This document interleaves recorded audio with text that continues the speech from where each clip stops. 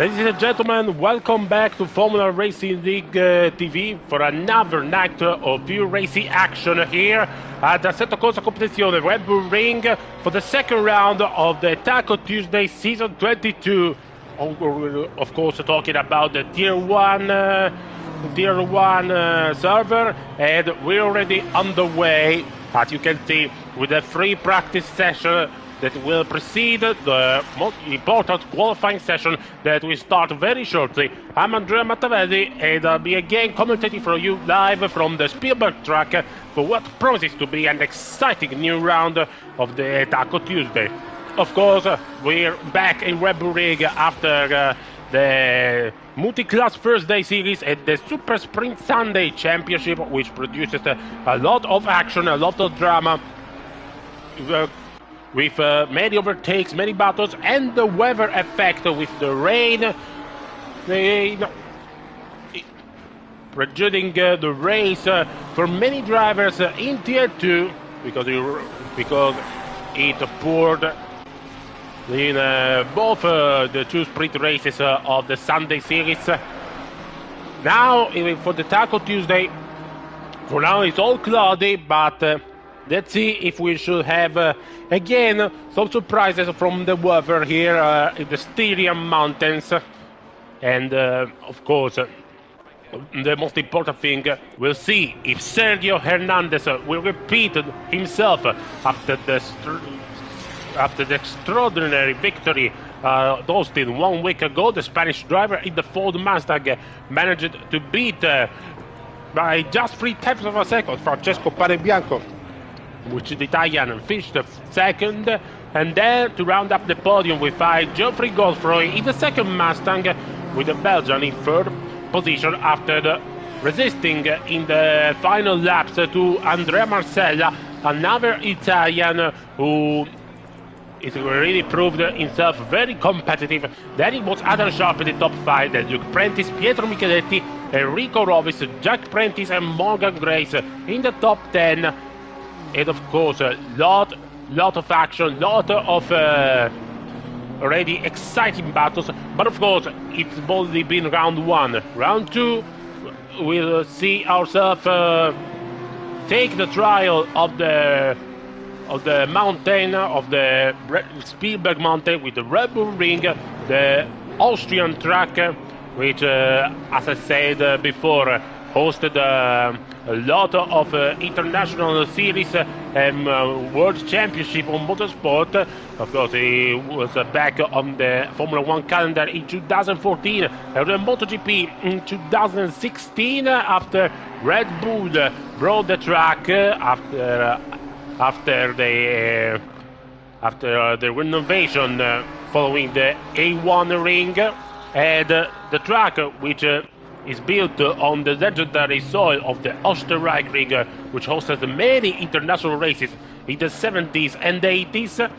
It's 4.3 kilometers, 10 corners, so really short, but it's really challenging for its nature of stop-and-go track. So it will not be easy for the drivers to take the right measurement in the braking spots, and those overtaking spots, considering some cars will be more clean on the understeer than others, and in the braking spot the understeer is the last thing you want to have. But now only a few seconds left of the free practice session, so we have to go and watch the rankings, the table for the free practice session that ended now. Sergio Hernandez is on top. We're on 1 minute 28.2 on his Ford Mustang. Then the two Porsche of Pietro Micheletti and Finnish Pulkkinen in second and third. Then the first Ferrari of Alessio Porcu in fourth. Alessio Di Stefano in the BMW, fifth place for him. Already you can see a lot of drivers under the second of gap. 845,000 seconds in 50 drivers. So we can expect some great action, some great lap times, and of course some surprises like Mike Ossold after a difficult first race in the Nissan GTR. He currently plays good. He's fellow Godzilla, my our beloved Godzilla, in 8th place. So he might challenge his inner Jan Mandenborg and try to take a good result on the Japanese car. Here's Fontaine crossing the finish line. He's the last to take the line. So we're all green. We're underway for the free practice session.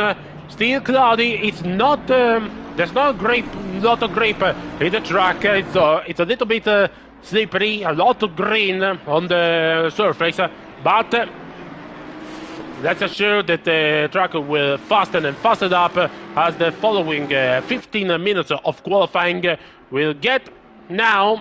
Sergio Hernandez, the pole sitter in Texas 1 week ago, has already started by being the first one out of the pit lane.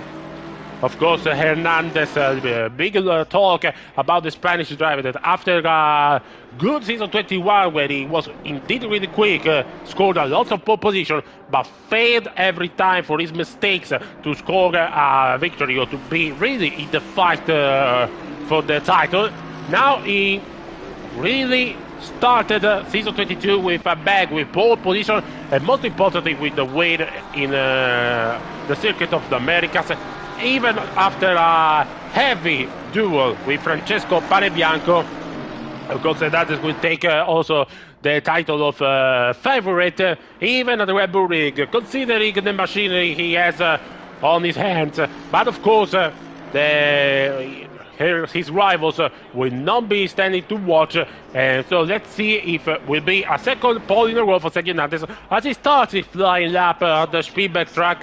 Here it is at turn number 1, Niki Lauda corner. That's one of the BMWs, I think it is of Alessio Di Stefano.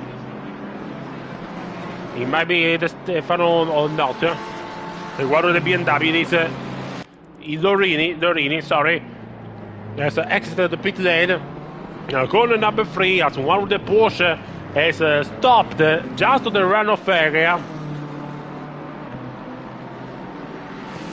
You can see these drivers already trying to take the maximum effort to try to maximize the racing line to make a good lap time, good enough maybe for starting up front in the second round of the Taco Tuesday Season 22. That's a reminder, it will be a feature round, so it will be 1 hour and 30 minutes, 90 minutes of total race time with 2 mandatory pit stops, ladies and gentlemen. So the planification and the strategy which the drivers will go for the race will assume a key role at Spielberg today.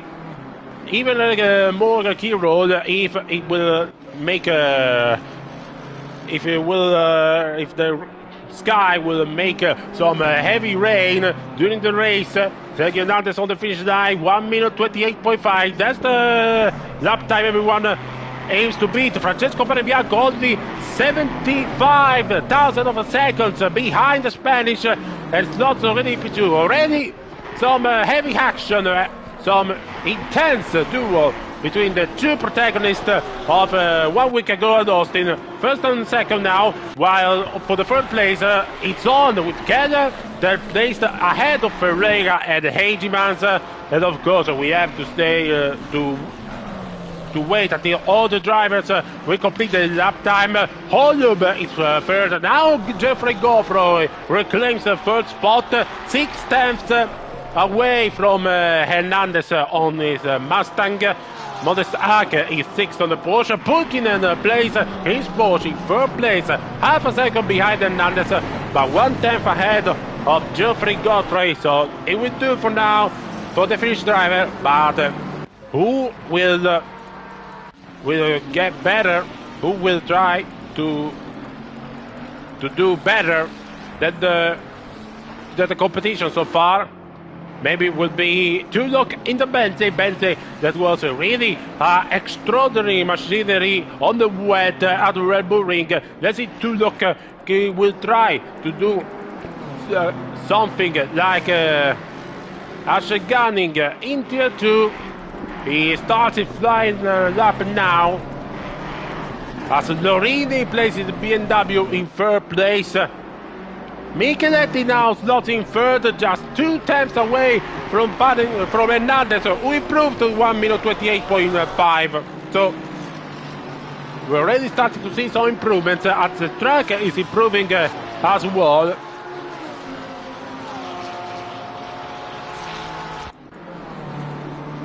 And of course, it will not stop there. We have 9 minutes and 50 seconds of qualifying left, so we'll be there to watch and to assist as more and more drivers aim to claim pole position on the Styrian Mountains. For now, we also have a good variety of car manufacturers up front. We have Ford, Ferrari, Mercedes, Porsche in the top 4, and another Ford, another Porsche. The Mercedes in 7th place, a BMW in 8th place, the 3 Porsche. The 992 GT3 car is proving to be quite competitive today, at least on the single lap, where Modestack now improving, or it is no, it is a BMW of Enrico Rovis, 6th place for him. And I see also another improvement, maybe from Di Stefano, Alessio Di Stefano, who managed to set up into top 10. Again, Hernandez, 1 minute 27.8. It slams the barrier of the 28 seconds. And while Porcu slots himself ahead of Panebianco, 2nd place for the Ferrari driver, who gets flashed by a Porsche behind him. The number 79, which is of Chris Goodman, our fellow admin of Formula Racing League. 5 drivers still without a classified lap time, which are Marcolino, Ralf Gierman, Gordon Brown, Matteo De Angelis, and Monweg.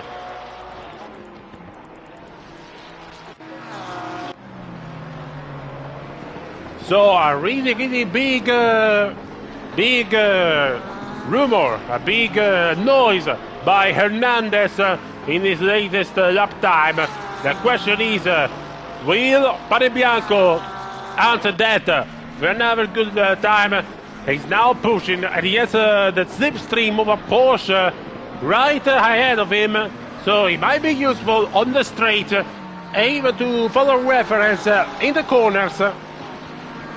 It's Porsche number 2022 on Modestack, which is currently P11, because Alessio Di Stefano improved to 3rd place. So it's Hernandez, Porcu, Di Stefano, and Panebianco in 4th, as the Mercedes driver is really pushing to try to improve his lap time and claim at least the front row.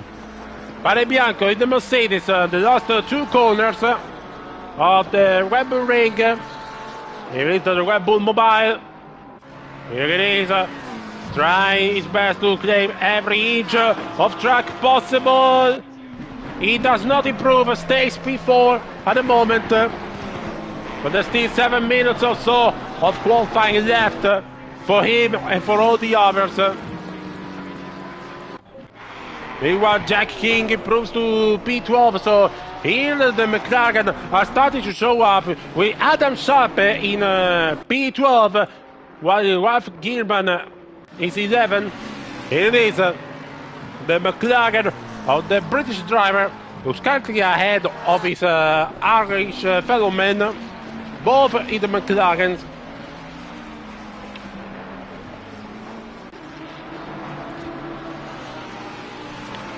If you do not consider, by the way, Hernandez, we have a really close grid, while Pulkkinen and Enrico Rovis improved again. They are P2 and P3, while Alessio Di Stefano goes 4th fastest. And Vorak is 10th, so 3 Ford Mustangs in the top 10. Real good to see. While Gordon Brown now is P16 in his sole Audi, the sole Audi on the track today. I'm sorry if I do some zappings. It's really difficult to watch, to keep monitoring of all the drivers and all the lap times. Of course, a lot of rumor, a lot of talking with Panebianco, who still can't improve his lap time, stays 6th, while Micheletti behind him goes 2nd fastest. Great lap by Paolo, who's ahead by mere 1/10 of a second, ahead of Finnish Pulkkinen.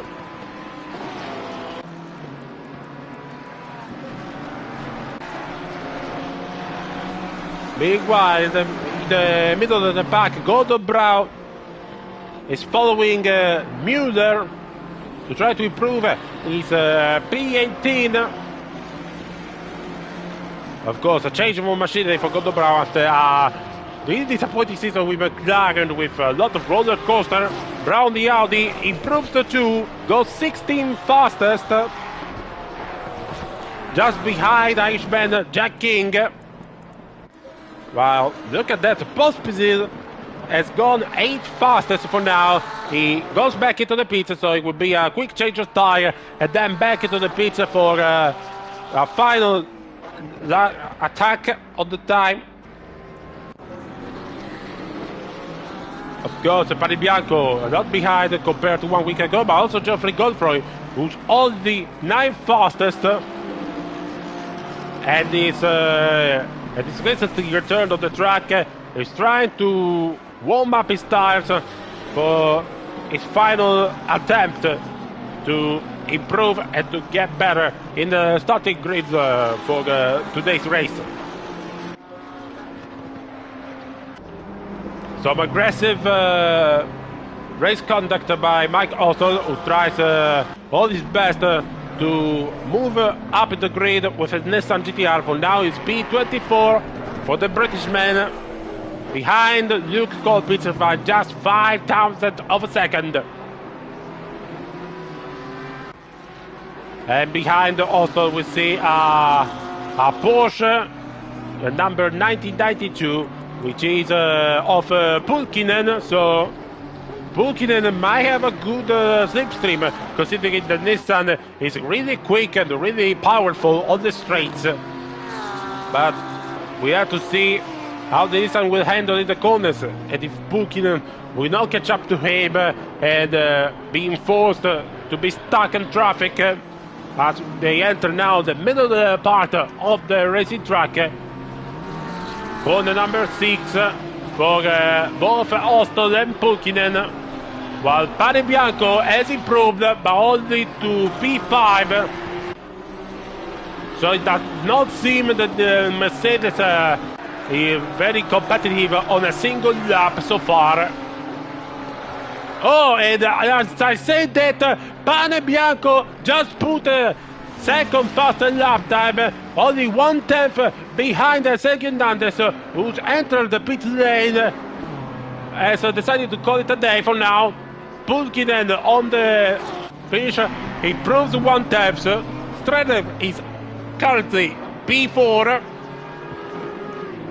So a good day for now for Pulkkinen, while Ostle stays in the back, P27 for him. But a very good lap time for Panebianco, who aims to reprise his duel with Sergio Hernandez right at the start of this second round of the Taco Tuesday Season 22. Then, of course, we have some surprises behind, like Paolo Micheletti, who's third now in the Porsche, while Pulkkinen is 4th, but the Finnish driver is back into the pits, so he will not go out to improve. So session over for him, for Hernandez, for Di Stefano and Agimans also. So they have to hope that no one improves. When Paolo Micheletti lost it at the exit of turn 5. Turn 4, sorry. Micheletti goes on the runaway area. Let's see if he can actually manage to start another flying lap, but that's the downside of trying to push too hard, because in the exit of the corner you might experience some understeer if you do not take the corner very well. And in the case of Micheletti, you can end up with the left tires going on the gravel, and then you lose all the concentration and go straight into the gravel trap.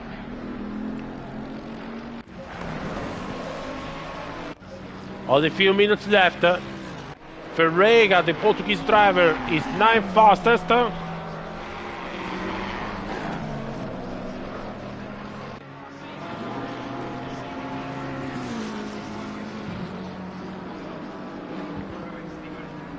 And now it's the checkered flat falls for the qualification here at Red Bull Ring. Well, to see if someone can beat Sergio Hernandez, or it will be 2 pole in a row for Sergio Hernandez. Now Panebianco on the finish line. He does not improve, stays second. Micheletti managed to start another flying lap. Rovis is 5th. Ralph Gilman improves to P11. Good job by Ralph. Morgan Grace in the sole Audi R8 is currently in the top 10. Can he make another step forward as the British driver goes over the line and improves to P7? Good job to Morgan Grace. Possibly in the top 10. Good day in the office even from him. Dvorak was aiming to close the lap time, but decided to return into the pits, and everyone else decided to call it a quit. So it's the qualification over and done. Sergio Hernandez with the second pole position in a row. Another great day by Sergio Hernandez with a 1 minute 27.8. He claims another pole position for Taco Tuesday season 22, but again he will have his rival Francesco Panebianco on the front row, so will be all protesting, will be all aiming to enjoy this duel right at the start of race 2. With Micheletti Pulkkinen in the Porsche second row, then Rovis, Porcu, Grace, Di Stefano, Godfrey, and Pospisil in the top 10. Then Ferreira, Gierman, Hagemans, Ack, Sharp, Vork, Loriby, Holub, King, Mueller, Brown in P21. So 2 Audi. I did a mistake there. Self-Fontaine 22nd, Hafner 23rd, then De Angelis Postel, also P26 in the Nissan, Colpitz in the BMW P27, Gerding, Kalugin, Lino, and then to close the round up the grid, Gerbino, Tulok, Keller, Chris Gedman, Monerweg, and Hyundai. Just a quick break, and we'll be back on the grid for the start of round 2 of Taco Tuesday Season 22. Stay tuned.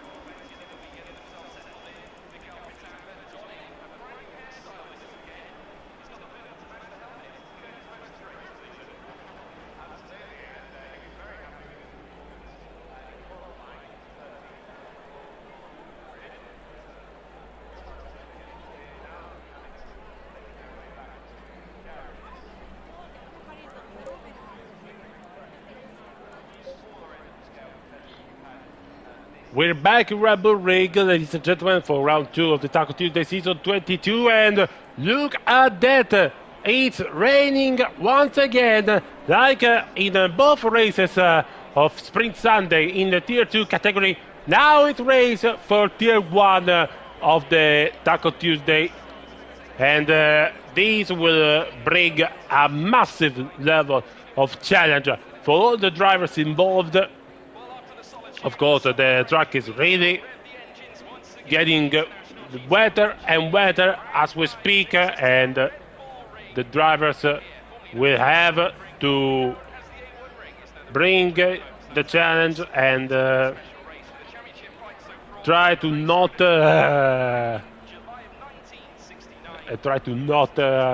overdo it, even if it is really, really difficult in this case.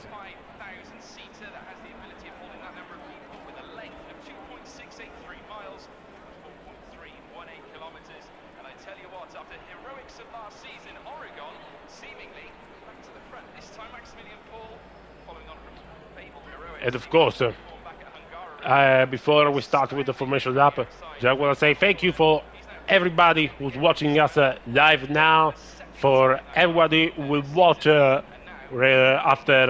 recovering the live, and for every one of you Patreon supporters who help Formula Racing League to shape and to arrive where it is now, to bring you days and full evenings of pure racing action and spectacle in the most incredible simulators like Assetto Corsa Competizione, R-Factor, iRacing, and many others. It is what we say thank you to you too. And so the formation lap starts. Reminder, the second Antes is on Pozo will lead the way with Francesco Panebianco behind him, and all of the others of the pack. Only Vonderweg is forced into the pits as we speak. So this formation lap is the only lap the drivers will have to adapt to the new racing condition, which are still changing as the track gets more and more wet as the rain keeps falling down. Will increase in the next couple of minutes, as you can see up front in the right tab. But we have to see which driver will adapt, be faster in this condition, which do not allow for any mistakes or for any misjudgment. So you have to stay vigilant at all times to avoid an uncomfortable situation right there.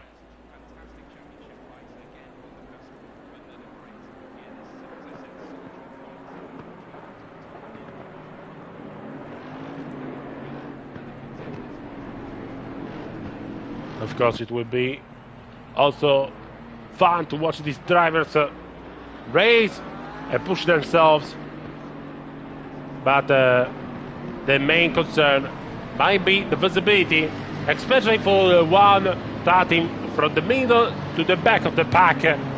They will get a lot of spray. Maybe not now, as the track is still not 100% wet, but we will eventually get there.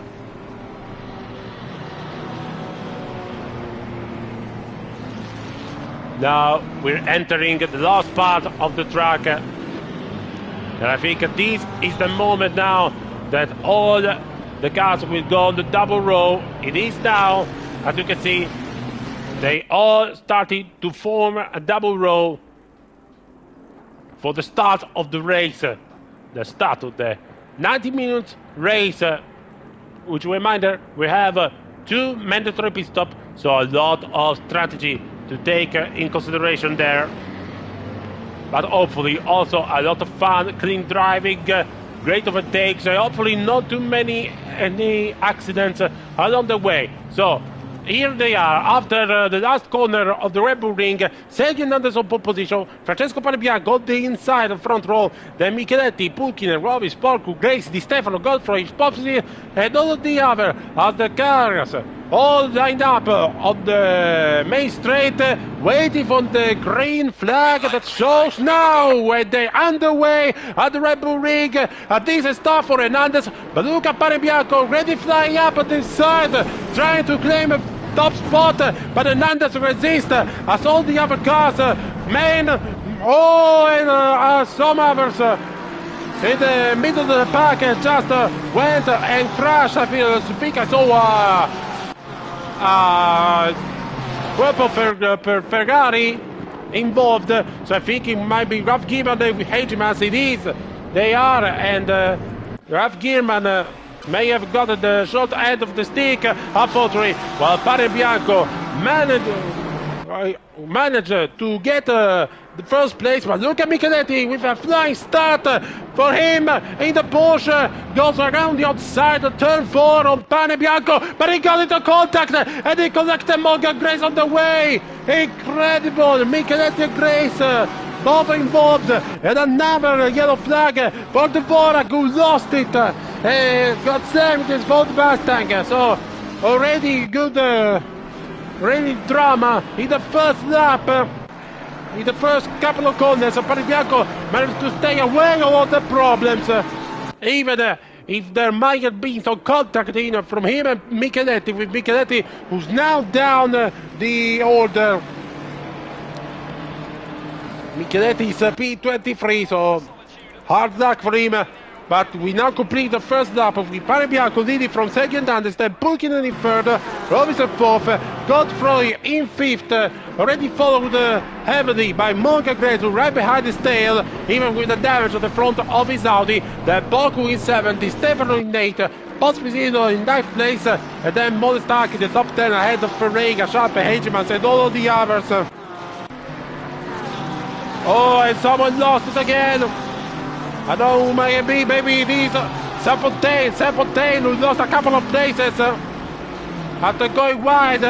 It's been overtaken also by Hyundai's BMW as he placed it on the right upper road, turn 3. And Mike Costa lost it completely at turn 2.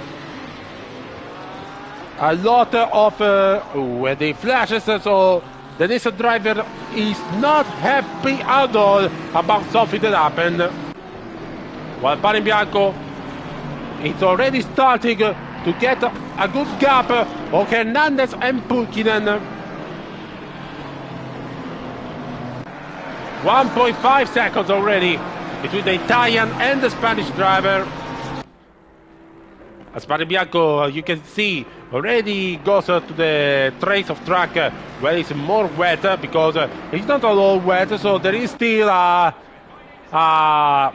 black stripe, a black part of the track where it's still some sort of humid, and so the wet tires will get in overheat. And so sometimes you have to take a evasive maneuver, go to the left or the right and cool down your tires, while Micheletti has got some severe damage. Unfortunately for him, he goes into the pit lane, even though it's not open yet the pit window for the 2 mandatory pit stops, so it will be an extra pit stop for both Micheletti and Saint-Fontaine, who suffered major damages after the first lap incident.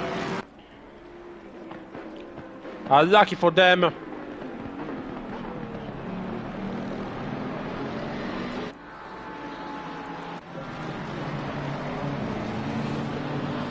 Meanwhile, let's see from the middle of the pack. We see now all the cars following each other, trying to find a way to get past. Even though it will not be simple at all. There's something good about watching this pile of cars, because you see all the drivers are trying their best to follow the racing line. Some others will do a small mistake and others will try different lines, different ways to try to get pressure on the car ahead. But you can really see the way each driver adapts to the racing condition we have here at the rain that is falling heavily now at the Red Bull Ring. Now Morgan Grace on the outside of turn 1, trying to attack Rovis for the top 5 spot. Pit window open now, but we have to see now Morgan Grace trying to attack Rovis. Italia now struggling. Look at this, Morgan Grace, really good distribution of power in the exit of turn 1. Oh, and one Ferrari lost it. Well, Ferrari lost it. I think it's one of the back marker cars. But Grace with a clean overtake to take 5th place on Enrico Rovis. While all the others are still fighting with Ferreira and Hedgemans scrapping up for P11. Hedgemans are trying to take a move on the side of turn number 4. Let's see, they're still fighting, but Ferreira holds on the Dutch driver, and so the Portuguese stays 11th. While some other cars have gone into the pits, one of which is Ralph Gilman, and the other might be De Angelis. Lucky from them. Oh, one car lost it at turn 4. Again, one which might be Bonenweg, because he lost a couple of places alongside Kalugina Hafner. So, an incident involving them, while Sergio Hernandez overtook Panebianco, so he claimed back the top spot at the lead of the race. As both Hernandez and Panebianco go little over the edge in turn 1. Maybe a mistake by the Italian allowed the Ford driver to claim back first place, but Panebianco's already up to his tail. Oh, it already looks like going aggressive to try to make the move to take back the top spot. As you can see, the Mercedes looks a little bit more efficient on the braking. Let's see now Panebianco, and he's going for some feint to try to force Hernandez into a mistake. But the Spanish for now does not do any sort of deviations. But look at this, Panebianco still on the outside, turn number 6. He tries to switch a but Hernandez is really good to hold in the line. So we're back at it with Hernandez and Panebianco, the blockbuster that saw the first race at Kota. Now they're back at it with Pulkkinen recovering on them, so it might be a threesome for the first step of the podium. With the Finnish driver really showing out all his speed and competitiveness on the wet condition, on his Porsche at the Red Bull Ring. And setting the fastest time so far. A really good first stint by Pulkkinen, or we can say first minutes, as there is another crash from the back, and it is Postel who lost it at turn number 8.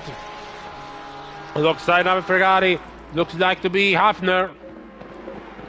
And look at this, Panebianco trying to search for a move on Hernandez, knowing that his Mercedes is really quick on the exit of the corners, but then the Ford Mustang have the advantage of the top straight. Let's see now, Panebianco will try a dive bomb. Enter number 4, it does. Panebianco puts ahead of Hernandez, but Hernandez now will have the advantage of the exit of the corner and the sideline. Now it's Panebianco will have the inside line. Great action between Hernandez and Panebianco. Maybe a little bit of contact with Hernandez going over the curb. He has to save it. And so Panebianco claimed back the first place. What an epic duo already between the Italian and the Spanish driver. With Pulkkinen joining them very shortly. Godfrey also using this occasion to really get closer to them and try to insert himself into the podium fight. Really fantastic driving already between Panebianco and Hernandez. Already go into the right, maybe to cool down their tires. While Pulkkinen is really close behind them. Pulkkinen still with the fastest lap of the race so far, which I fear will hold for quite a couple of times, considering the track will get more and more and more wet. So, good speed from Kalle Pulkkinen after he did not manage to finish the race of Austin after a crash. And look at Geoffrey Godfrey also trying to take the top three. So it might be a very strong group already, while in the middle of the pack we want to see some fights with Luke Colpitts, who's not in the peak BMW. That's a change. They now managed to overtake Ivan Lorini, and so Luke is up into P14th, while Lorini now has to watch behind for Jack King, the Irish in the McLaren. Unless King decides it's time for a pit, but I don't think so. No, they are not ready for a stop yet. Oh, look at Luke! Look at Luke going oversteer at the exit of the final corner. So this is not a good idea. I think I maybe saw a similar mistake from Lorini, and you can see Jack King already going closer and closer and closer on them.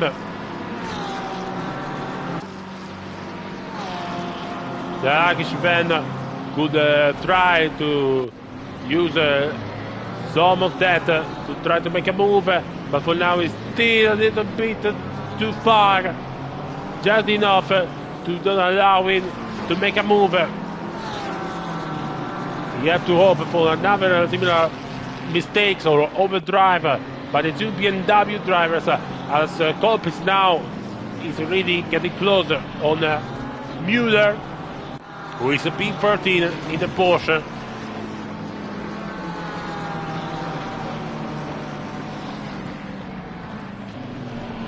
A good showing of the race so far, not only in the top spots, but also in the middle of the parks, that we see a lot of drivers already trying to make up the racing order, already trying to use the conditions at their advantages, like for example Luke Colpitts, or I can say Morgan Grace, who manages to climb up to P5 on his Audi. Here it is, one of the two R8 we're seeing today on track. And of course, Pulkkinen, who's managing incredibly to stay in third place, even if he's a courtesy driver. Oh, Hernandez goes wide at the exit of the third free, and so this might show up an opportunity for Pulkkinen to take the second spot. Let's see, at the braking spot at turn 4, Pulkkinen and Hernandez. With Hernandez resisting on the outside, that will now become inside for turn 6. And so Hernandez stays ahead. He manages to stay on the racing line. So good defense so far by the Ferrari driver. But he allows also Panebianco to escape. 1.7 seconds now between him and the Italian driver, leader of the race. With Hernandez now going really on difficult while trying to hold Pulkkinen behind. You can see that he's really struggling on this wet condition, at least compared to Panebianco. So Pulkkinen and Godfrey might try to put pressure on the Spanish driver for the second spot. Meanwhile, Pospisil and Montestac, or I think Modiak, managed to overtake Enrico Rovis. So a lot of action even just behind the top spots.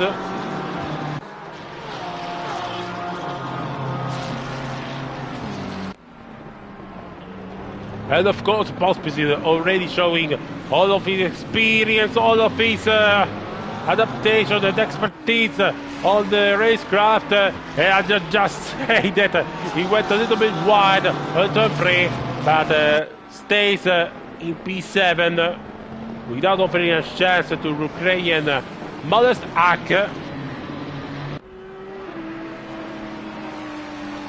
You can see that you know already that Pospisil is a really hard racer that manages to really put himself in the spotlight, especially the races, even after qualifying not so high, but Pospisil will manage to make a comeback and to try to go up the order every time that you see him on a GT3 car, especially his Gutronic Porsche. So bet on me that we'll see more overtakes and more good racecraft by the Czech Republic driver, while he now tries to resist on Montestark's assault for 7th place. Meanwhile, Godfrey up the inside of Pulkkinen in turn 3, and so Geoffrey Godfrey manages to get past for 3rd place. We saw Pulkkinen really going closer to overtaking Sergio Hernandez, really pushing himself hard to try to make some pressure, but eventually Pulkkinen made a small mistake, and Godfrey, with all the expertise and constant of delivering on the track, manages to get past the Finnish driver, and so it's 3rd place for him. For now, we'll see the top 3 from race 1 at Austin still be in the top 3 spot, even Red Bull Ring, with a sole difference that Panebianco is leading very well down the race with 2 seconds of advantage on Sergio Hernandez, and the Spanish driver is 2nd.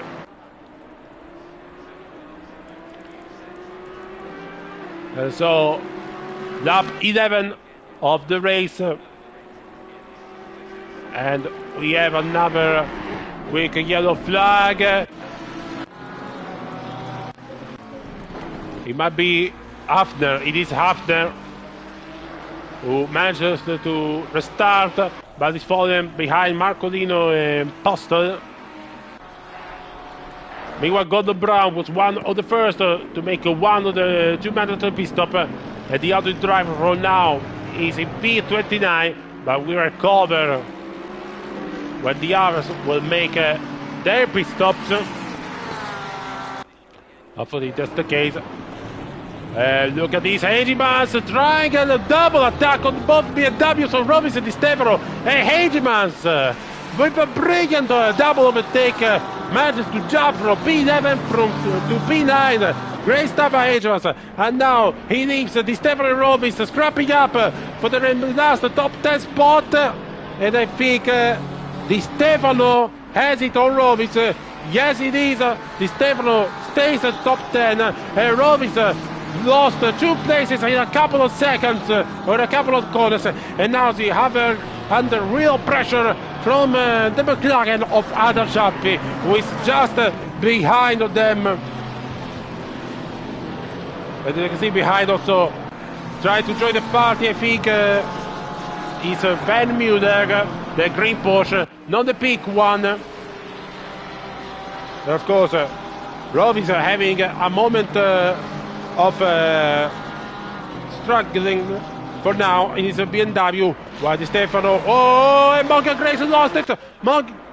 It is Morgan Grace. It is Morgan Grace who lost it, and lost a couple of places now behind Hegeman, Di Stefano, and even Robinson, who tries to go on the outside, a little bit of contact, and Grace goes into the green, stays on track, but lost more and more places. So it was a good race for Morgan Grace up until a couple of seconds ago, but after the mistake on turn 10, it all went terribly wrong for him. while the battle in the midfield continues to wrap it up. We're leading now down in 15th place. Luke Colpitts, watch him because he's now up into P14. Let's jump on board with Luke Colpitts and see how they tackle up the Red Bull Ring. On board with him.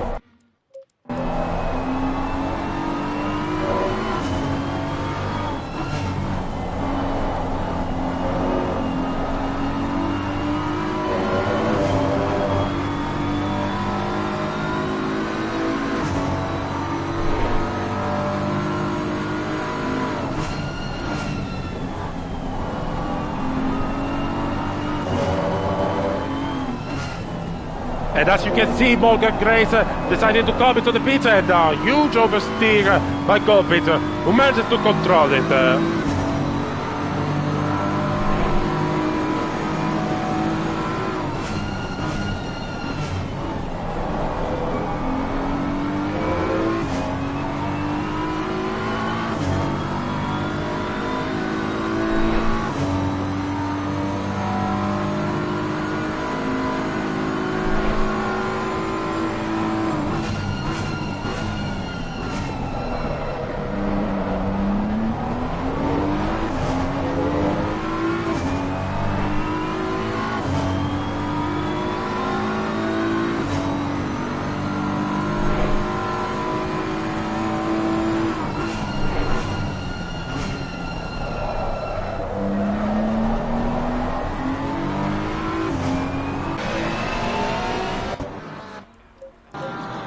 Meanwhile,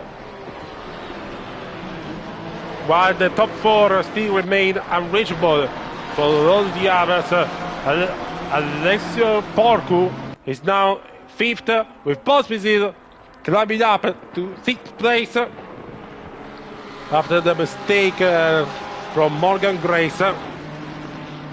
So they might be having a scrap for the top 5 spot, and Modestak and Hagemans will try to join the party as well.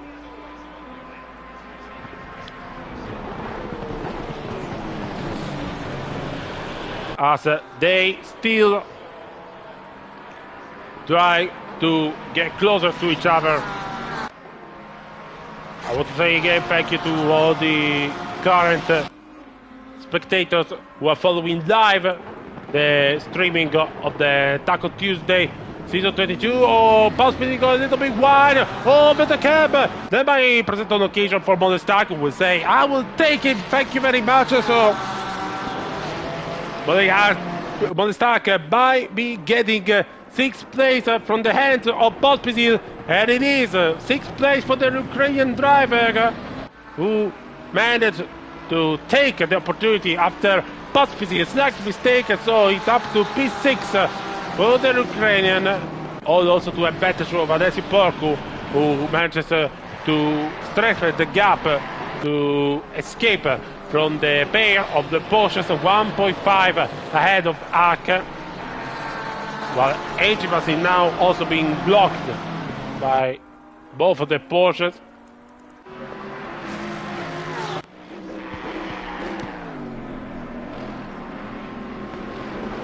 Meanwhile, we see Sergio Hernandez still struggling with Godfrey and Pulkkinen still right up there his tail. So real hard phase of the race for the Spanish driver, who clearly cannot match Panebianco's lap time so far. And now he's forced to take on the defense on Godfrey and Pulkkinen. He managed to hold on Pulkkinen fine actually, but Sergio real struggle might come from Godfrey, that he is on equal machinery, and he knows how to wait and how to take an opportunity when it will come.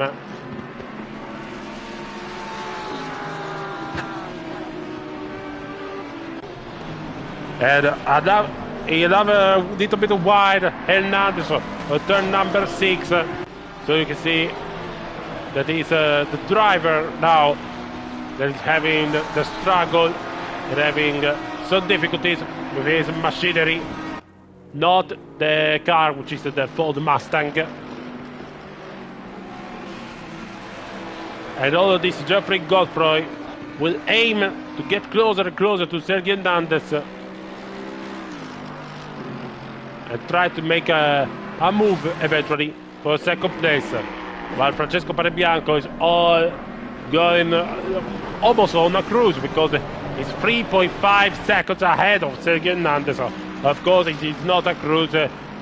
You have to keep vision at all times in a wet track, but it is almost feels like a cruiser, knowing that Hernandez isn't able to catch on him. And look, Godfroy with a dime bomb. Ooh, almost a contact between the two Mustangs, with Godfroy trying to surprise Hernandez from the side of turn 3, while a car gets a stop-and-go penalty. Meanwhile, look at Pulkkinen on the outside of Godfroy, trying for the switcheroo. But Godfroy says, no, you stay behind me. He blocks the finish attempt. And look at these two Ford Mustang and the Porsche of Pulkkinen, all really, really close in a fight that allows Panebianco to fully escape now. Over 4 seconds of gap between him and Hernandez. With Hernandez take the defensive maneuver, trying to cool down his tires, so he's really trying to keep the temperatures of the tires. And this reflects on his driving.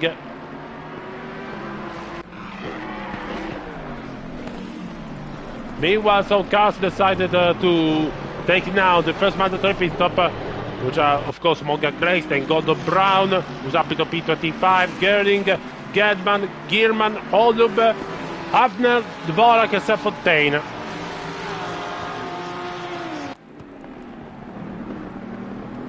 Meanwhile, all the others, especially the ones who are at the top spot, are yet to make a pit stop.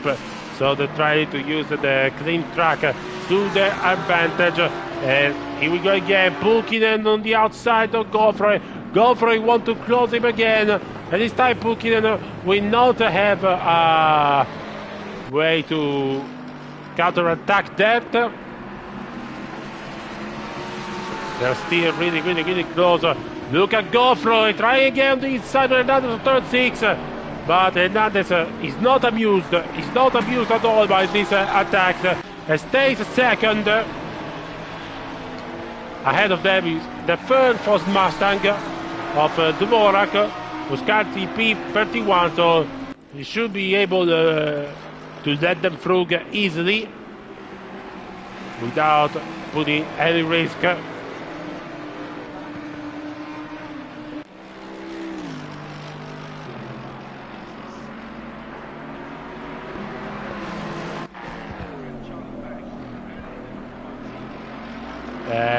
And the Dvorak for now does not let them through. And Hernandez is flashing him to like say, what are you doing? Blue flag, blue flag. Do his best battle impression.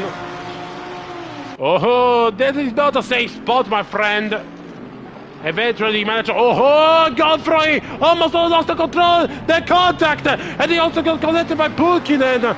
That was not the safest way to let them through from Dvorak. I told you, because he let them through in the middle of the corner, stays on the inside, so he forces Hernandez, Godfroy, and Pulkkinen to change the track line, and this has influenced heavily the braking line, the braking spot, with Godfroy going to collide into Hernandez and Pulkkinen by bumping him. Luckily there has not been severe damage for the three cars, but that was so unnecessary by the Dvorak.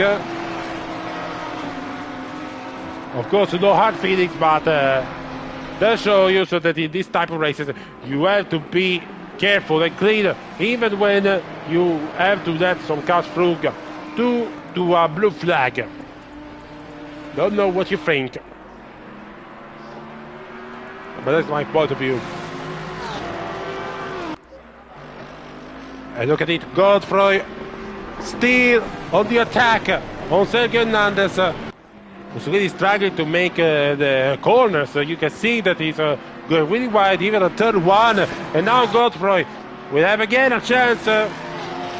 As we have passed the first 30 minutes of the race, Godfrey goes on the outside and the inside, and now tries again, turn 3, again inside. Oh, and Hernandez goes a little bit on the curbs. So let's see which one will be able to get ahead. Turn 4 might be Godfrey, but look out for Pulkkinen. Pulkkinen might have a chance again to claim a position. Godfrey now again on Hernandez. A little bit of nudge between the Belgian and the Spanish, but it is Godfrey who claims the second place from Sergio Hernandez. So overtake done and dusted. Great battle between the two Ford Mustang drivers.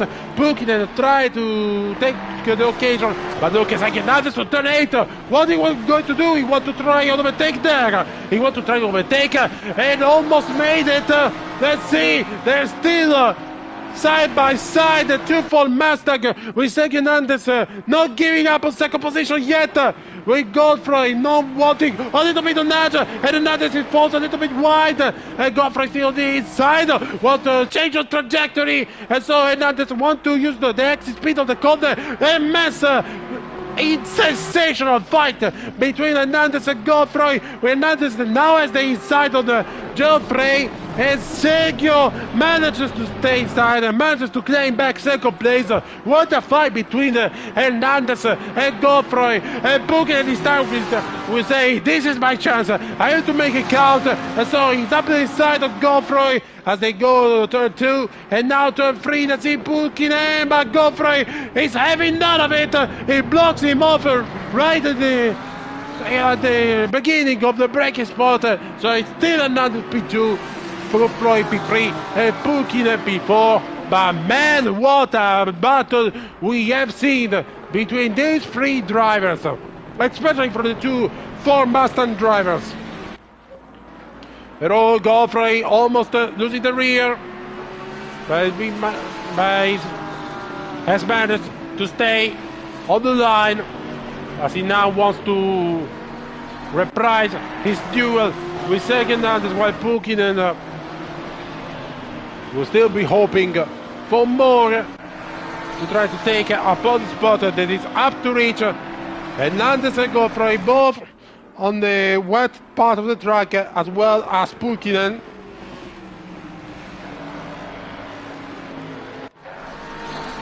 But Porco still 40 seconds behind them. And Modestak, the Ukrainian driver, trying to catch up on him. Pulkkinen in the pit lane. First mandatory pit stop for the Finnish driver. And so that leaves the two McLaren scrapping up for second place. Might be an interesting change of strategy for Pulkkinen, considering the two Ford drivers, Hernandez and Godfrey, are still on the track, continuing. Let's see how quick it is. The first stop, it is quick, or it will be like a full change of tires.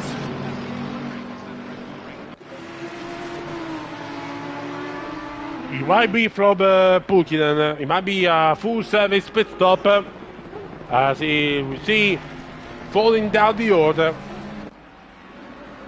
But it's all a move to play in the long distance. And now he restarts.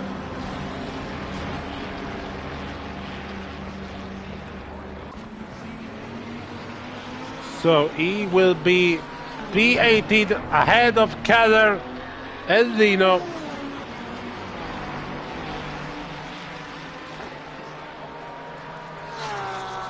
Let's see where his strategy will put him in comparison to Godfrey and Hernandez. With Godfrey now losing some momentum to Sergio Hernandez, which have put 1.8 seconds of advantage on the Belgian driver.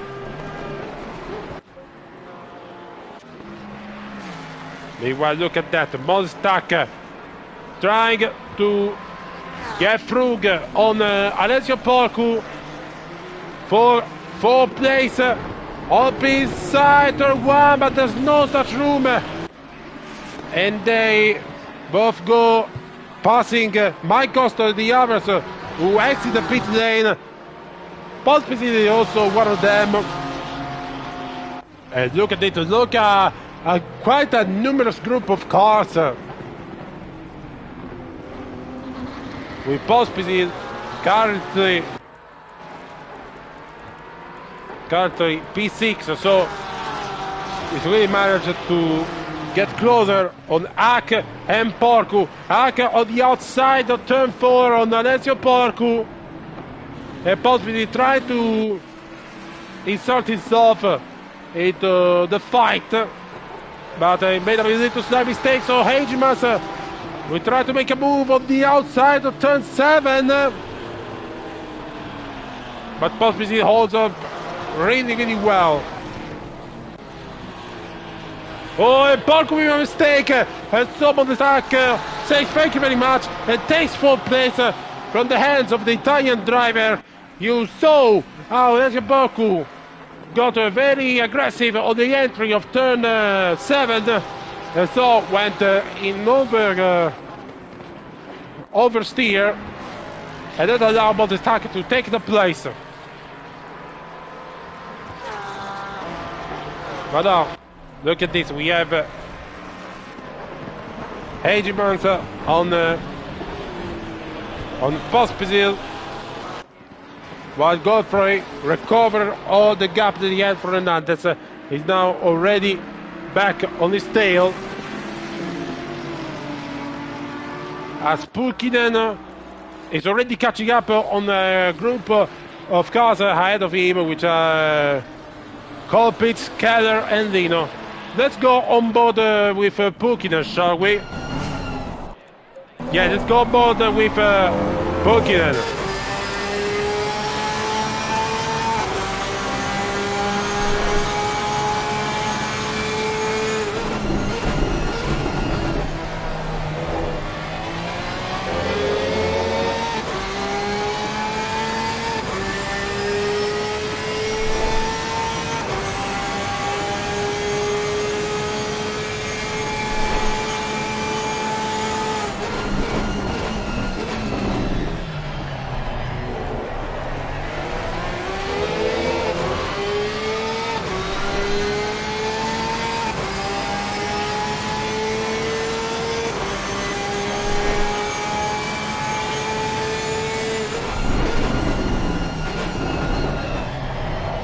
And as you can see, Lino in the other Ferrari backmarker was to have no problem whatsoever with Pulkkinen. So easy overtakes for the Finnish driver. As well it is from Keller, who will let him through with a good overtake for Pulkkinen. Yes, it is. So happy to P17 by the Finnish driver.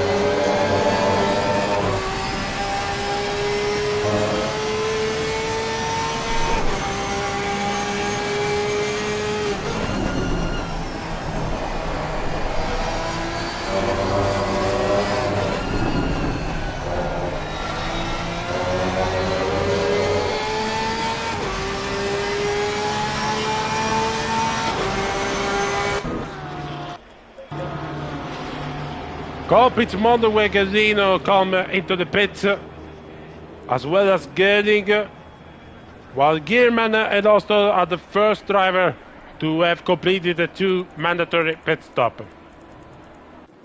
Still a stop to go for the top 12 drivers of this race, round 2 of the Taco Tuesday Season 22 in the Tier 1 category.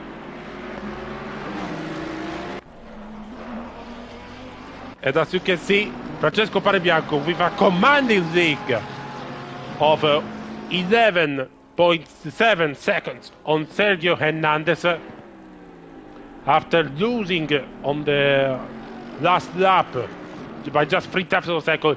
Panebianco is aiming to deliver a commanding win on the Red Bull Ring soil to respond. Sergio Hernandez first blow at Austin.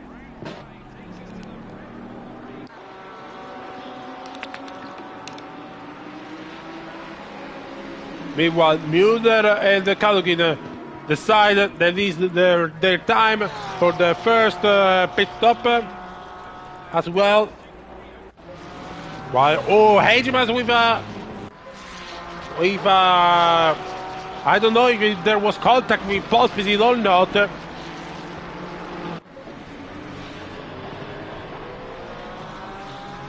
But besides, Hegemann lost the contact with the Czech Republic driver.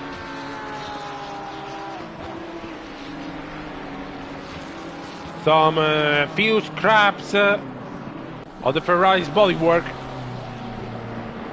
This guy possibly lost a little bit of ground on Porcu, not too much. But Hegemann lost a whole 3 seconds of Pospisil. Meanwhile, look at Tudok. Tudok on Jack kick moves up into P11. Great job by Tudok, now aiming for the top 10 spot, currently occupied by Ivan Lorini in the BMW. As we saw in Sprint Sunday Tier 2, the Bentley seems to be real comfortable on Red Bull Ring, especially in wet conditions. And then behind them we see a Porsche that lost it on the exit of turn 10. The car number 79. It is Chris Gelman, unfortunately. He managed to restart before a couple of trucks pass by. Well, let's see to look on Ivan Lorini, turn 3. This could be or easy or hard, as it depends on Ivan Lorini defensive style, but Lorini lost a little bit of speed on the exit of the corner, and so for Tudok we have good use of the Bentley top speed or Bentley's engine to take the 10th place away from Lorini, and it is indeed great of a take by the Bentley driver. Well, I think the BMWs, apart from a good start and a good speed, a single lap, they're all losing a little bit of time or consistency in the race.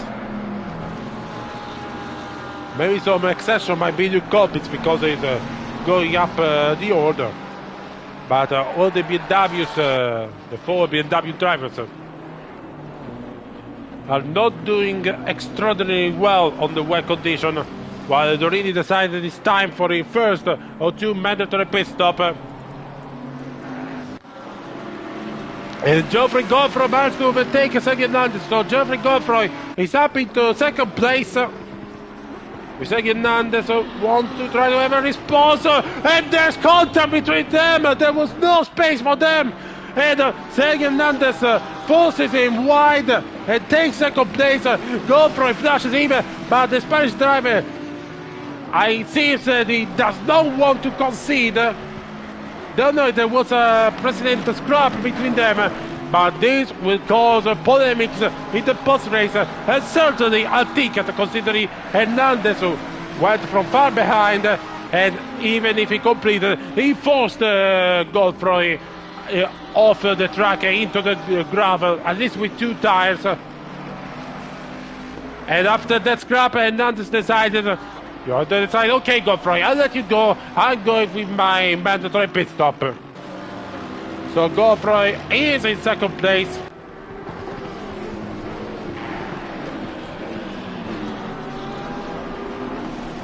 Of course, Panebianco won't be bothered at all, but these track conditions are definitely the worst for Hernandez, as it showed. While Pukinen set the fastest lap time at all the Red Bull Ring. And so, he might have an advantage of Godfroy and Hernandez, because after overtaking a few cars,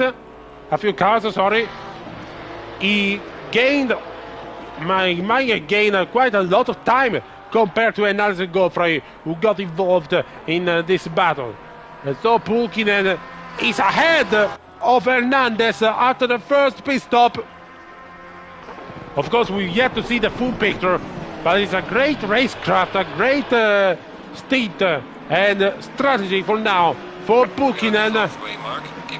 And it is halfway mark of this race that already brings us many emotions, many fantastic battles. But for now, only one ruler, Francesco Panebianco, who's aiming to claim the first victory of the season after the second place at Austin. But watch out also for Pulkkinen, because now he's the first driver after making a mandatory pit stop, and he's ahead by 8.4 seconds of Sergio Hernandez. So the Finnish driver might have his eyes on the second place. And as we speak of second place, Geoffrey Godfrey is into the pits. There's going to be very hot zone. With Pulkkinen now arriving at the final two corners of the Red Bull Ring circuit.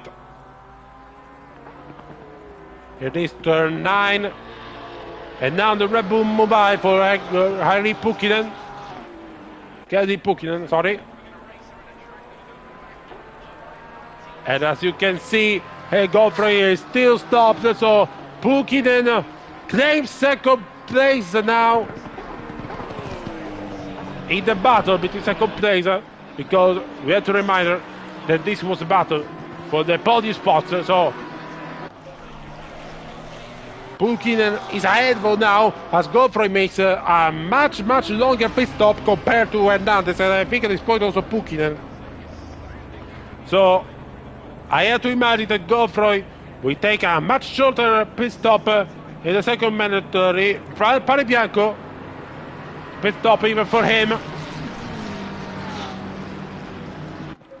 So the leader of the race decided that it is time for the first two mandatory pit stop, and I think it is also for changing tires, because they've done already almost 15 minutes on the track.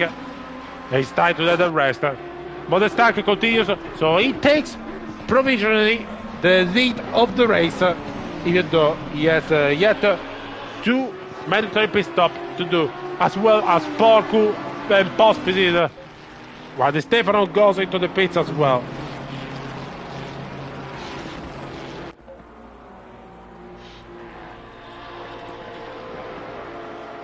Panebianco has completed his first mandatory pit stop, with Pulkkinen arriving on the straight, but Panebianco already exited the pit lane, and so he still had a commanding lead on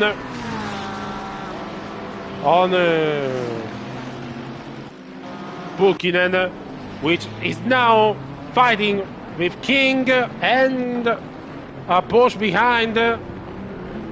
No, it is a Jack King and some lap cars that are fighting a Ferrari and a Porsche.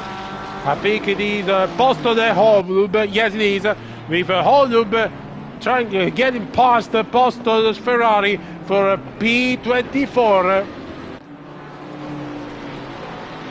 And it all happened with Jack King in the middle.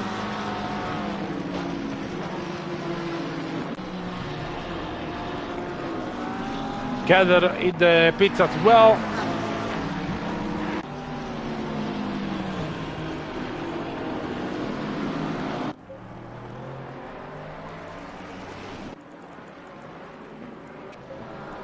It was indeed a very long pit stop. We got for him down behind Hernandez by 25 seconds. Pospisil is into the pits as well.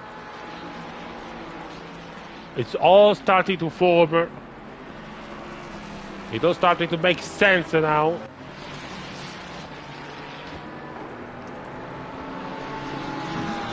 While we're waiting for what will happen now once all the pit stop will be completed.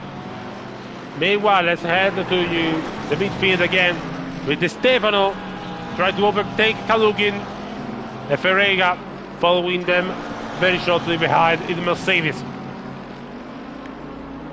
And Di Stefano has the opportunity on this side of turn number 9.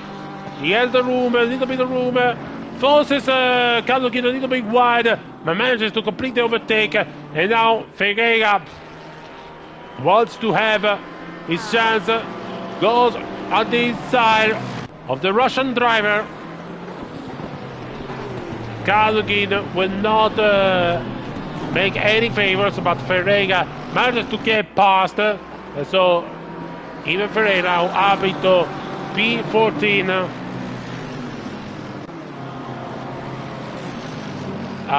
Eventful race now for Alexander Kalugin, but he's still in place for a good result, considering some cars ahead of them are yet to do their first mandatory pit stop. And for now, Kalugin is very well inside the top 15, so he might have a chance.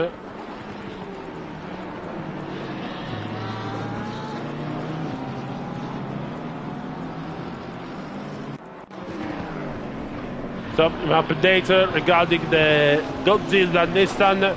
Michael Stoll unfortunately had a rough race again. It's P32 lap on 7 laps after the race leader, but he's still trying to do his best across the finish line, to gain experience of the world of the Nissan. Adidas Frug, of course, Pukkinen. He's really flying now, only 4.1 seconds behind Panebianco.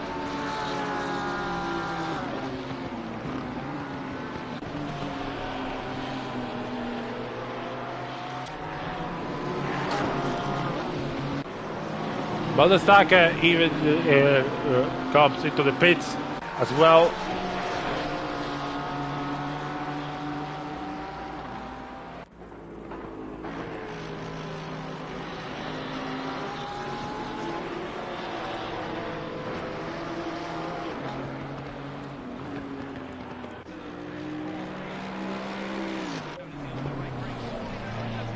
I know they might be on different strategies, but I think Panebianco might have to start to worry about Pukkinen, because he has no interest to slow down at all.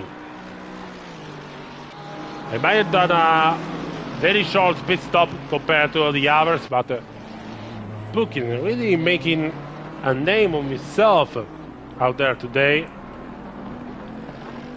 As a reminder, Calle did not make it the finish line in race 1 after having an accident on lap 8, which falls into a DNF.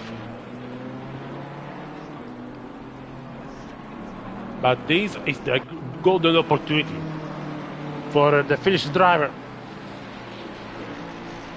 As you can see, it's really not really far behind the leader, the virtual leader, Panebianco.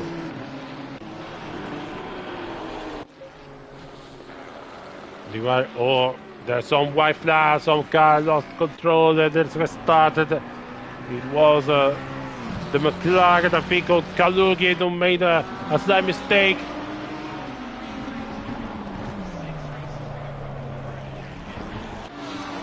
And so he's lost a place from a couple of cars, including King, Grace, and Modeweg. And now there we have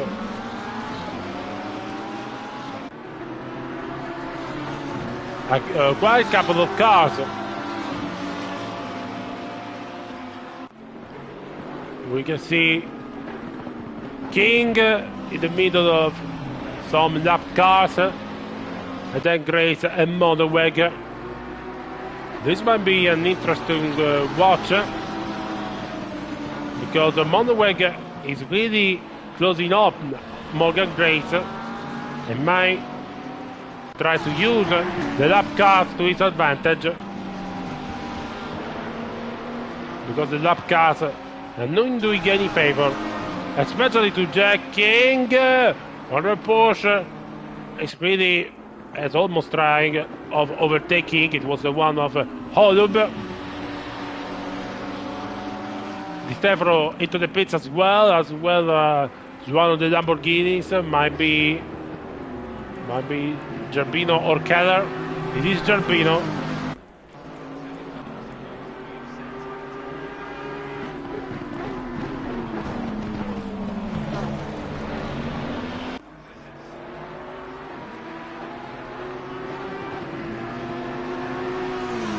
And now look at this, Grace, Monoweg really close. King, Grace on the outside, takes the left, upwards, turn 3. Grace trying to attack on the Irishman, slight contact. Grace is forced to take the sausage curb, and that will allow Monoweg to take the inside and take the overtake for P15, and it is for Monoweg. While Monga Grace does not give up yet, but Monoweg manages to get past the Audi driver. And oh, Jack King almost lost it. He lost it on the exit on turn 5-6. Turn 5, and so Jack King has lost a couple of places. Poco into the pits, so Panebianco regained the lead in his Mercedes. 5 seconds ahead of Pulkkinen. A real strong race for Panebianco, even stronger for Pulkkinen. But let's jump out for a little with the race leader, Panebianco.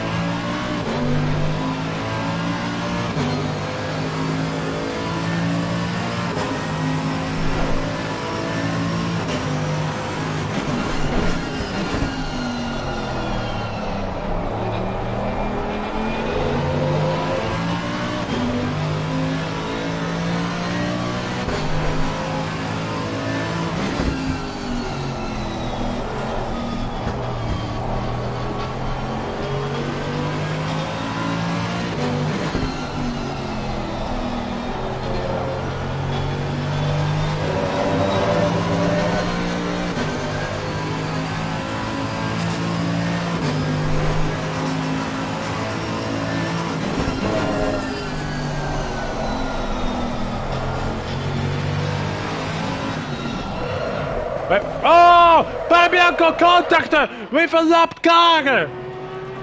Incredible!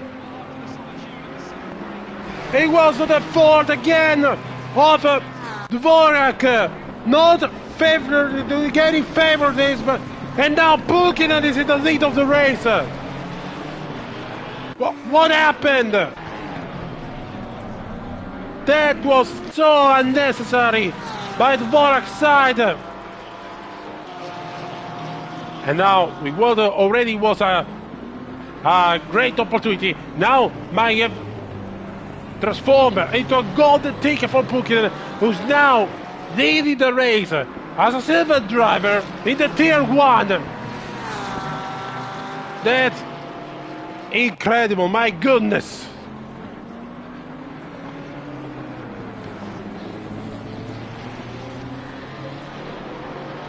Of course, Panebianco will be livid with what happened in by part of Dvorak's Ford.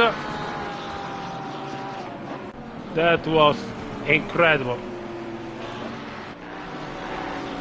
Dvorak will made a lot of friends in the post race. That's for sure. That was. Oh my! That. I have no words. I generally no words for this. I think Panebianco does not have as well. Dvorak goes into the pits as well, but the damage is already done, not only to Panebianco's race, but also his race and his championship as well, because I fear that he will get a lot of tickets and we meet a lot of penalties, both in time and on championship points. By the way, Pucci now leading the race with almost 5 seconds of advantage over Panebianco. Of course, we have to remind you that Pucci made a short pit stop for the first mandatory passage into the pit lane. So, Panebianco might still have the lead of the race, as we see Gordon Brown avoiding a car going into the gravel of turn 4. But still, Pucci now is in the lead of the race. And he's doing it without any pressure. So there might be one of these advantages for the last 30 minutes refasting of this race.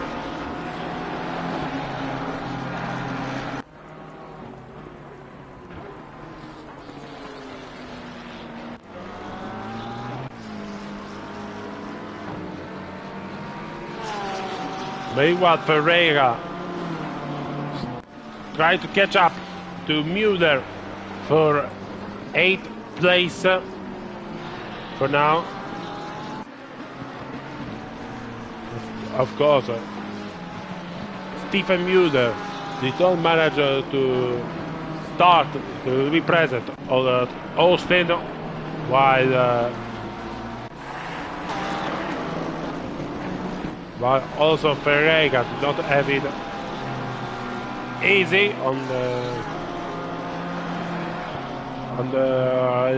1 week ago, considering he was not there. It's their debut for both of them, and for now they're both in the top 10.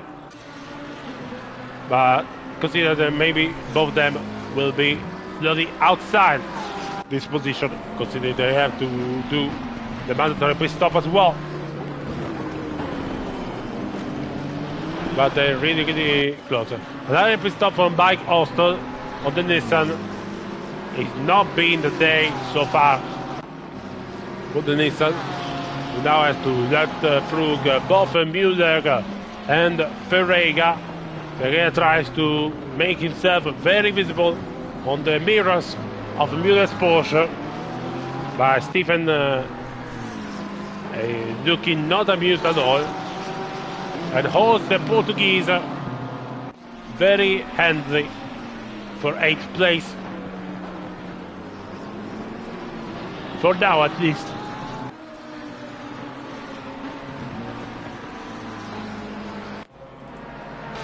We won pit stop extra for Gierman, unfortunately. Sorry if I eat my own words on time. After the beauty of these races and the bad side, the downside, is that there's so much stuff going on that I had to remain out of words, and I had some time to do some big breaks. Hopefully you're enjoying this streaming and enjoying the content that Formula Racing brings to you via our YouTube channel. It's quite a shame that we do not have our fellow Prentice brothers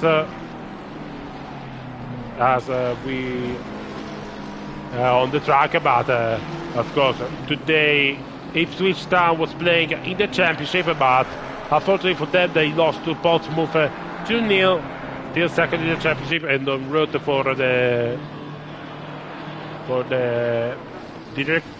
promotion to the Premier League.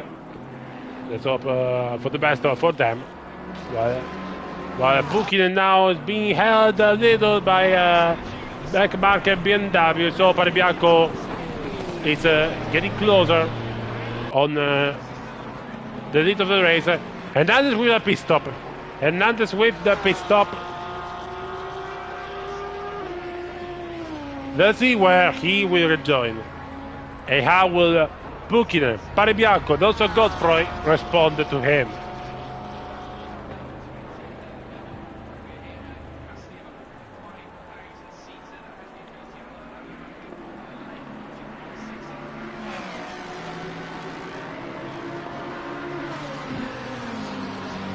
Let's see now. Godfrey passing, of course. As it's a very quick pit stop. Very quick second pit stop for Hernandez. Who rejoins now. Let's see. He's right behind Müller and Ferreira. So it's not good for him because he will have a lot of traffic. Considering these two are fighting up for 7th. And look at Ferreira. Oh, Hernandez with a double overtake. Where did that come from? And Ferreira attacks Müller and sends him spinning. Müller has to restart even behind the two-look.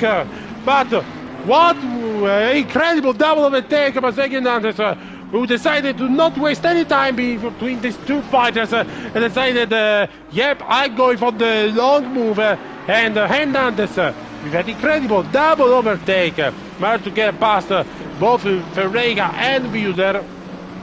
And now he will push hard to try to finish as high as possible, waiting for the move, of course, of both Buchanan, Panebianco and Godfrey, who are ahead of him. Now Hernandez has just ahead Gerbino and Kalugin, with the Russian trying a move on the inside of the Italian for P20, and Dasso managing to get past, but Gerbino doesn't allow, he will not allow Breivik, but Kalugin is ahead. And now blue flag for him. They bombed it past the Spanish Sergio Hernandez. Kalugin trying to take his slipstream in an attempt to defend from Samuele for P20, remember. A very intense race for both of these drivers.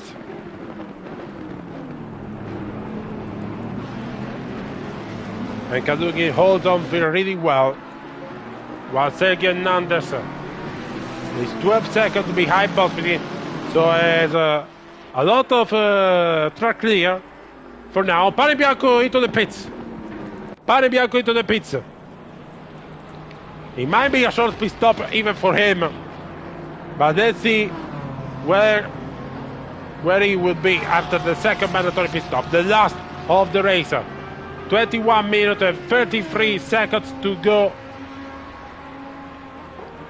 Buchanan still in the lead in the Porsche, but it is the quickest, like a flash of a pit stop for Panebianco, who enjoys ahead of Hernandez surely, and ahead of Godfrey also. So in second place secured for Panebianco. But he will aim for first. Consider ahead of him Buchanan and Hack. He has to do mandatory pit stop.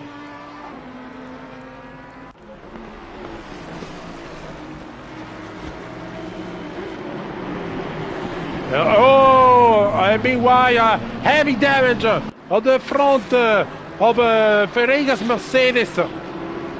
But he's just in the middle of a pack with some back markers and so, but it's a heavy damage.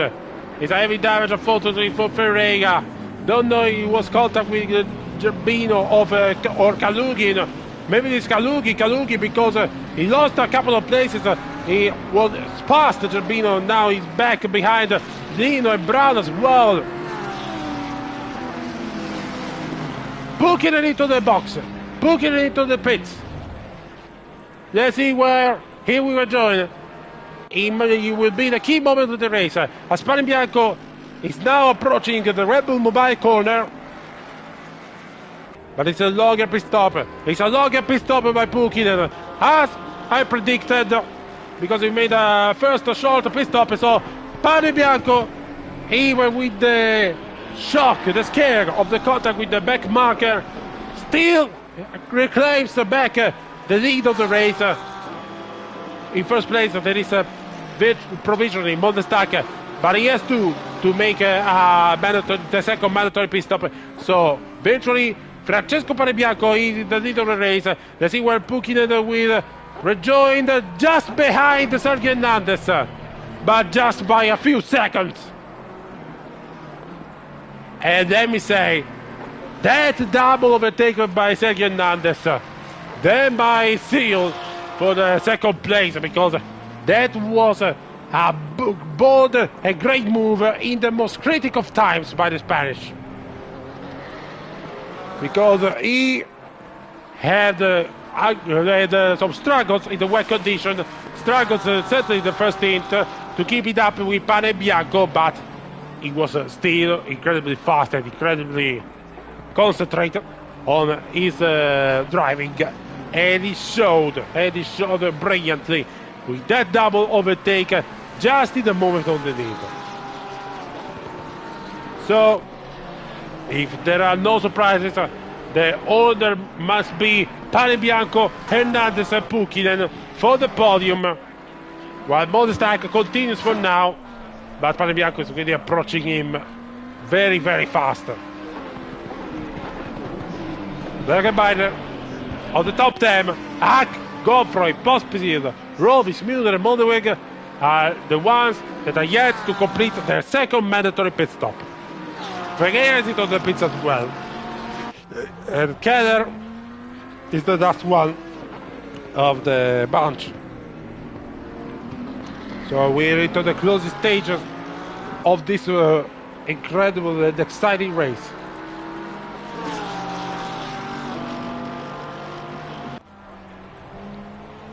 We'll be waiting.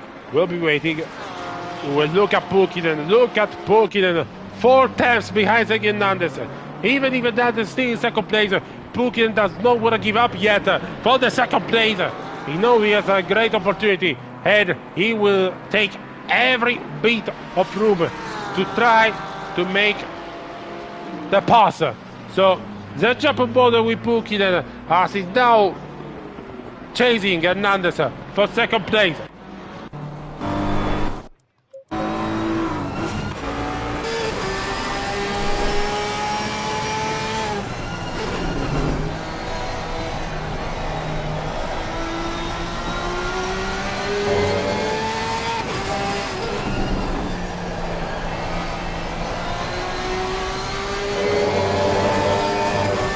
Oh, small mistake by Hernandez.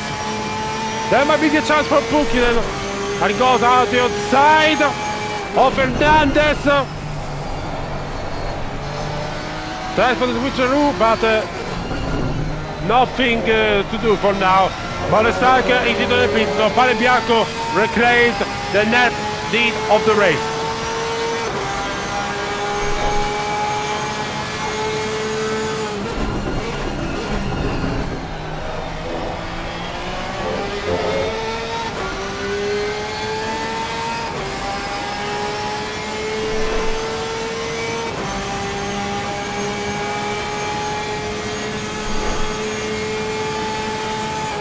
And here's the move from Pukinen on Hernandez on turn 3.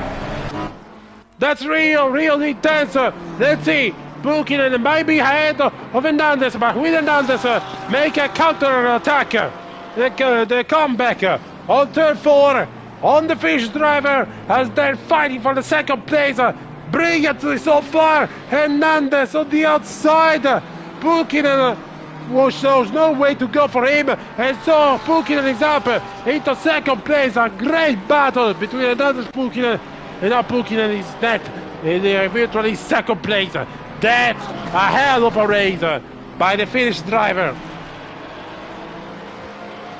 As ahead of him, Godfrey and Pospisil are still yet to do their second pit stop of the race.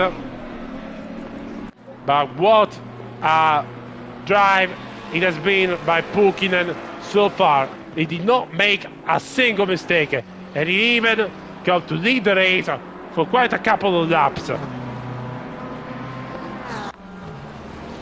Absolutely incredible from him after he failed to finish to see the checkered flag in the first race of the season.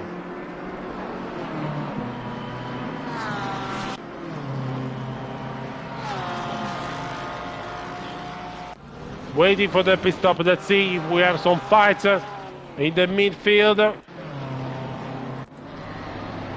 I don't think they all like a little bit. Maybe we have one within Ralf Gierman and Jack Higg for P27. I don't think there are many points. There are still some points, but it's all about order between Gierman and King.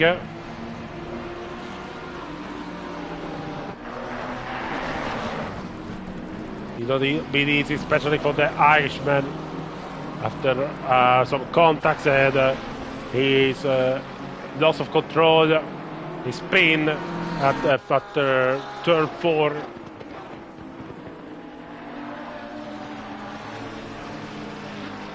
And now for him, there's nothing apart from the opportunity to take a P27, which allows only 14 championship points instead of 13.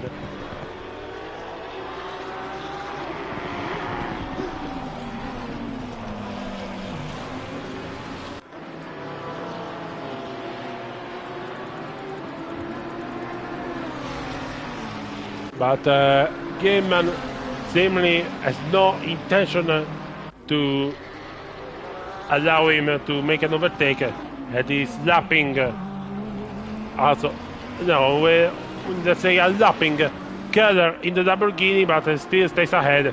Keller is one of the few drivers yet to complete the second mandatory pit stop of the race. And the fact that Keller is not willing to let Ralf ahead, it's making a favor for King, who might have a chance here or in the next couple of corners to try to take a P27.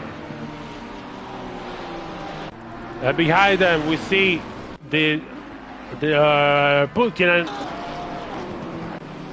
all pushing to escape from Sergio Hernandez and build the foundation for the second place result. This is really, really outstanding from him. I repeat, if it was for me, I would have to give Pulkkinen the driver of the day award, because it was really, really outstanding from him. Jack Higg slowed down. Keller goes into the pits for a second and final pit stop.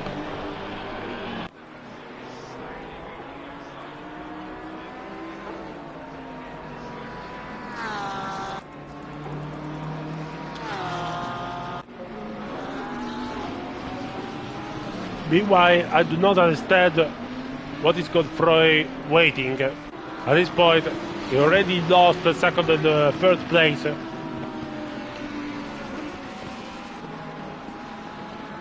But why is he losing so much time following back Marquez? Of course, in a big game of strategies and big web of pit stops, refuel and everything else, I don't think Godfrey played his card very well today. Of course, it's not easy, especially in the wet conditions, but if you see someone like Pulkkinen who managed to climb up to second place and do an outstanding performance, or even Pospisil, who right, also not really far from him, and has some chances to finish in the top 10. You will realize how Godfrey might have fumbled for a possible podium finish. Of course, he will likely he might try to put a ticket for Hernandez maneuver on him that force him onto the gravel on turn 4. But apart from that, I don't think I see a lot of things from Godfrey today.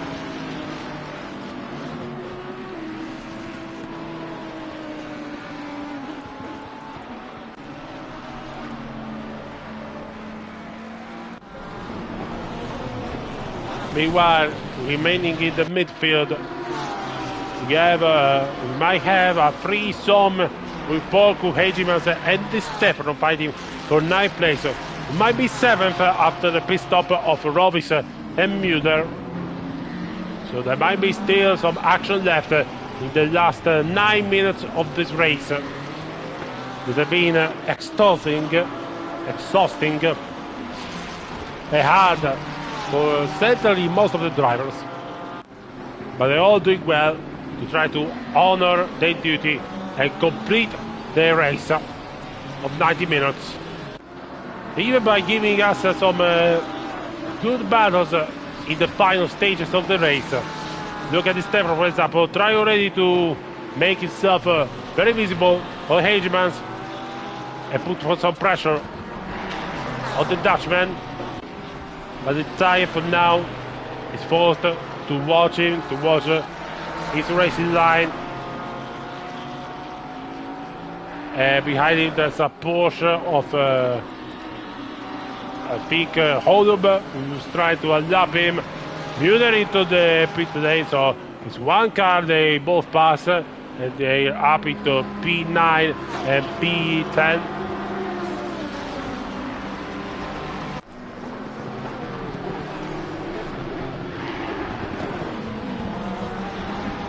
Di Stefano is getting real near to Hegemans, who made also a little bit of a mistake, as well as Porco, who lost a little bit of time. Look at also the two Lamborghinis of I think it's Keller and Gerbino. Keller defending himself from the tire for P22. An intense fight also between the two Lamborghini drivers, with Keller holding up Samuele Gerbino. But Samuele not giving up, not giving an inch, and try again on the outside. But that place is really hard to overtake. You have to have so much more speed at the braking spot and try to have so much grip in the outside, or it's not worthy. Final pit stop for Pospisil. Restarts right now in his Rutronic racing Porsche. Let's see whether Pospisil will re-enter. Rovis with the final pit stop as well. Now it's only Godfrey left.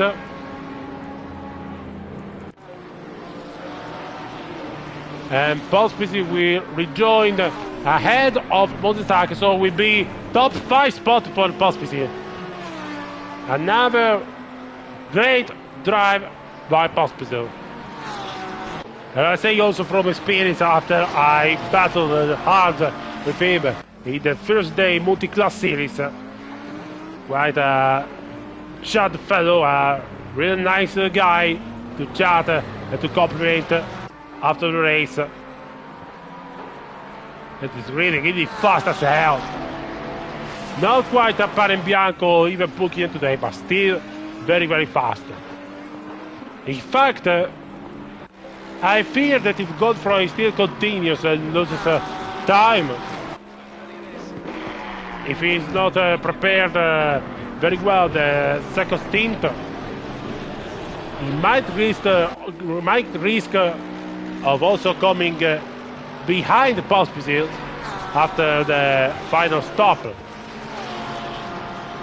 That's the question, because also Oh no, Godfrey will not make the pit stop. Will not make the pit stop. I don't know if he didn't get the memo, but there's only 50 seconds left for the pit window.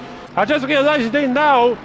And maybe Geoffrey will realize now that he is pumping it really, really hard as in 3, 2, 1.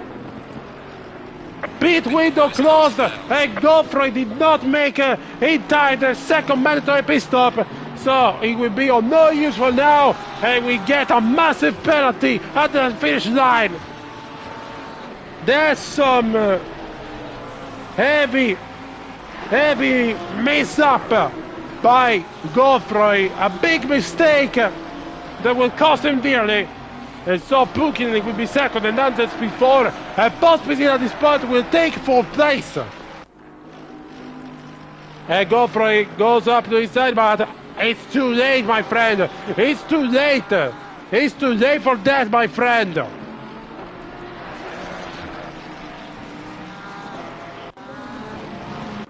You should have thought that way before why Stefano managed to overtake Porcu for P7.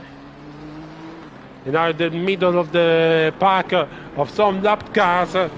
We got the Holub and Keller. Keller still not giving up on Holub. And rightfully doing so because he managed to find the spot and overtake him for P22. Can he make a stick till the end in turn 6 and 7? Oh, Maringosa with 2 wins onto the gravel, and so Holub claims back the place ahead of Keller. That's a retouch action even in the back marker spot. That's how you know how competitive Taco Tuesday Championship is. That's how you know it. Godfrey rejoined, meanwhile, the track in P4, but that's no use. He had to make the final mandatory pit stop way before, and now we pay the price. He will be behind Pospisil. At this point, he might stay also behind Hegemans, Di Stefano, Porcu, Tullo, Rovis, Lorini, Müller, and the others. So I wonder how many positions will Godfrey lose after the penalty. Oh no, look, Colpitz having some scrap with lapping about the Ferrari of I think Gearman, you know.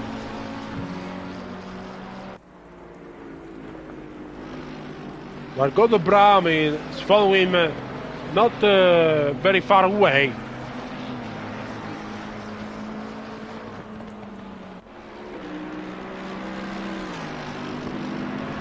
So it's the final laps of the race. You have to wait when the race direction will say, okay, this is the final lap. But look at Gordon Brown, he wants to make a final move, try to make another position on Luke Colpitz for P18. Look how close they are with Gordon Brown. Trying his best to have the best on Luke Colpitz on the outside of turn 3. And look how marvelously he uses the outside line to take advantage of the exit speed of the corner. And so Gordon Brown takes P18 with a fantastic move. Fantastic move from him. Very glad to have catch that. I think Gordon will be very pleased in the post-race room with me. And thank you in advance, Gordon, for that. Meanwhile, Panebianco has initiated the final lap of the race. 56 counting. Panebianco, who made the perfect race, a commanding race.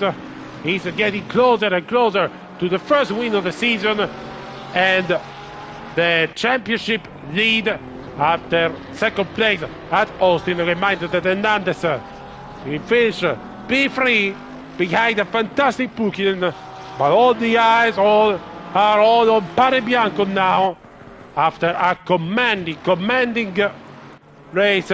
He had some stroke, some he was scared after contact with backmarker Dvorak, who passed just now, who at first might have put a risk at jeopardy all of his victory, but then he was back as usual by the Italian driver, who will make himself a name in the winner's room of season 22. And so, ladies and gentlemen, please stand up and give it a round of applause to Francesco Panebianco, who rises up for the championship challenge in Taco Tuesday. He is in final corner, and we now cross the checker flag to win round 2 the Taco Tuesday here at the Red Bull Ring. Fantastic stuff by Francesco Panebianco. Very well deserved victory, but a big round of applause also for Pukinen, our driver of the day. Second place by the Finnish driver. Outstanding performance also by the driver on the Porsche. In his second place. Very well done by him. He will be very pleased by that. With Sergio Hernandez, we round up the podium in third place. Still on the podium. And that's still a big step up, considering how he had things last season. Jeffrey Godfrey crosses the line fourth, but he's met with a whopping 136-second penalty that will make him drop all the way to P11. So Pospisil will take P4, Hegemans P5, and that will be Di Stefano, Tudlock, Porcu, Rovus, and Lorini in the top 10. With Tudlock trying to find a way on Di Stefano, but Di Stefano holds on. And so it is Panebianco, Pukinen, Hernandez, Pospisil, Hegemans, Di Stefano, Tudlock, Porcu, Rovis, Lorini, and then Godfrey as confirmed in the final standings here. Then Müller, Manuel, Grace, Ferreira, Postel, Brown, Koppitz, Lino, and Kalugin into 20. Then outside the top 20, Monstack, Holub, Keller, Gerbino, Germa, Gerling, Girma, King, Dvorak, Sefotain, and Mike Coston, even if last, manages to cross the finish line as opposite from Hafner, Sharpie, Micheletti, Hanze, and De Angelis. But very well done to Panebianco, to Pukinen, to Hernandez to be on the podium. It is the first victory of the season for Francesco Panebianco, the second after the last race of the season 21. Pukinen with the first podium, very well down to him. Sergio Hernandez managing to get 2 podiums in 2 races. It's a good result also for the championship. Then good stuff also by Pospisil, who will do the full out lap, as you can see. And we had a fantastic race. We had tons of fun, tons of drama, tons of great racing action and moments. And I can't wait to share with you guys in that next Sunday, next Tuesday, when the paddock will move up from the cold and foggy Styrian Mountains. No offense, Spielberg. To the sunny side and the warm breeze of the Circuit Ricardo Tormo Valencia for a night race on April 21 for Taco Tuesday. So really, don't miss it, And for that, I will be closing now. It's been Andrea Mattavelli, and it's been a joy to come to you the sharper shuffle of the Red Bull Ring. A big thank you to our FRL Patreons for that. A big thank you. We'll be seeing you in 1 week for the Taco Tuesday for the night race, the Pospisil Parade at Valencia. But for now, it's a good evening and a goodbye.